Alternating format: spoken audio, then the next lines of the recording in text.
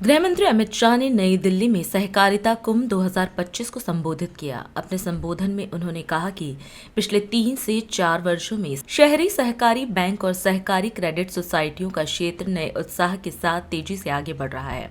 सहकारिता कुंभ 2025 में नीति, तकनीक और नवाचार जैसे विषयों पर 2 दिन तक विचार विमर्श किया जाएगा।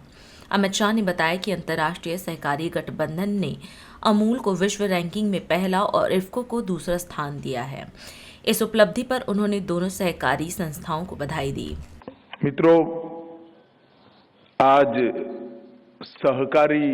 अर्बन सहकारी बैंक्स और क्रेडिट सोसाइटी के ये सहकारिता कुंभ का आयोजन अंतर्राष्ट्रीय सहकारिता वर्ष के उपलक्ष्य में नैपकब ने किया है। मुझे बहुत आनंद है कि विगत 3-4 सालों में एक नए उत्साह के साथ इस देश का अर्बन कोऑपरेटिव बैंक का सेक्टर और कोऑपरेटिव क्रेडिट सोसाइटी का सेक्टर नए उत्साह के साथ, नए जोम के साथ आगे बढ़ने का सोच भी रहा है, उस पर कदम भी उठा रहा है और सफलतापूर्वक अपने लक्ष्यों को अचीव भी कर रहा है।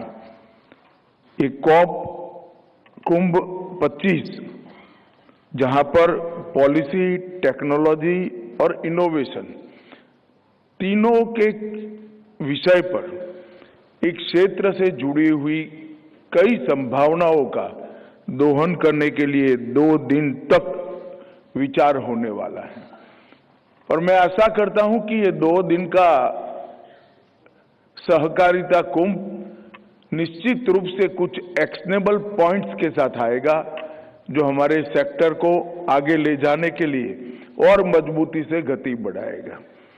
मित्रों, सबसे पहले मैं हमारे देश की 2 जानी मानी कोऑपरेटिव्स अमूल और इफ्को दोनों को हृदयपूर्वक बहुत बहुत बधाई और साधुवाद देना चाहता हूं,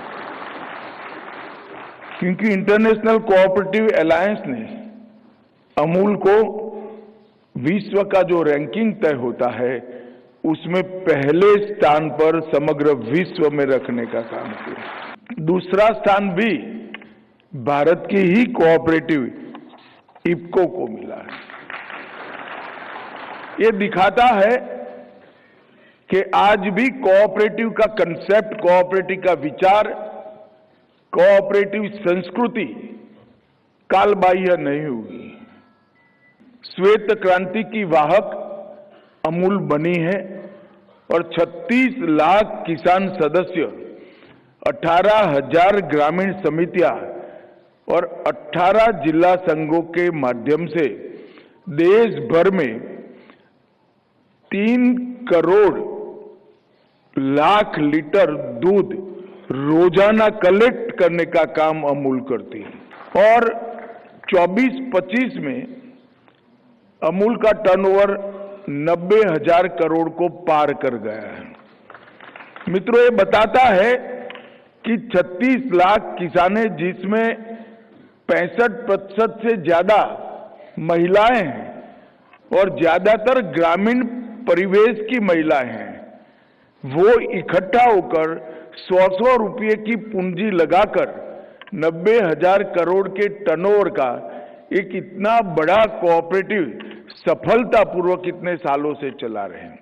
ये बताता है कि हमारे देश में कोऑपरेटिव की संभावना कितने विशाल स्तर पर है।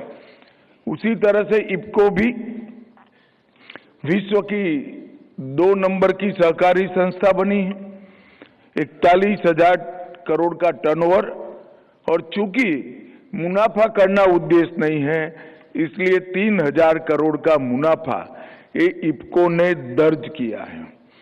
इफ्को कोऑपरेटिव सोसाइटी की सोसाइटी देश भर में 35,000 कोऑपरेटिव सोसाइटी जिसमें ज्यादातर पैक्स और मार्केटिंग से जुड़ी हुई सोसाइटियां हैं उनके सदस्य हैं।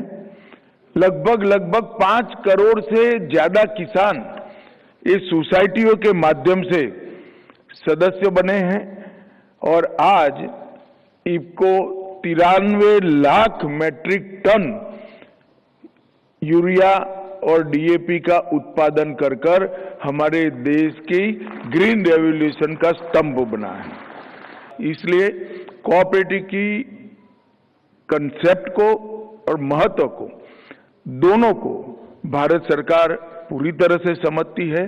सभी राज्य सरकारें भी इसको बखूबी समझती है। जरूरत है एक नए विश्वास के साथ मेहनत कर पारदर्शी तरीके से और रिजल्ट ओरिएंटेड तरीके से काम करने की। आप सभी को बहुत बहुत शुभकामनाएं इस 2 दिन के सम्मेलन के।